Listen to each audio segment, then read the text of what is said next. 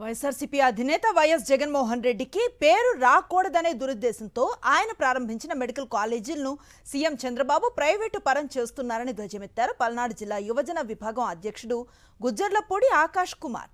వైద్య కళాశాలల ప్రైవేటీకరణ వల్ల సామాన్య మధ్యతరగతి ప్రజలకు చాలా అన్యాయం జరగనుందని ఆయన ఆందోళన వ్యక్తం చేశారు.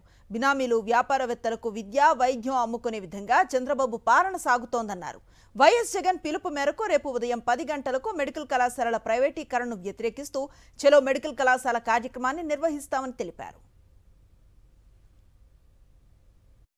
ఈ నెల 19వ తారీఖున అనగా శుక్రవారం ఉదయం 10 గంటలకు వైఎస్ జగన్మోహన్ రెడ్డి గారి ఆదేశాల మేరకు ఆయన పిలుపు మేరకు చలో మెడికల్ కాలేజ్ అనే కార్యక్రమాన్ని నిర్వహించడం జరుగుతుంది. ఈ కార్యక్రమానికి ముఖ్య అతిథిగా విద్యార్థి విభాగం అధ్యక్షులు పానుగంటి చైతన్య గారు కూడా హాజరవుతారు. కావున పల్నాడు జిల్లా వ్యాప్తంగా సామాన్య ప్రజలు, మధ్యతరగతి ప్రజలు, అలాగే యువజన విభాగం, విద్యార్థి విభాగం కూడా పాల్గొంటారు.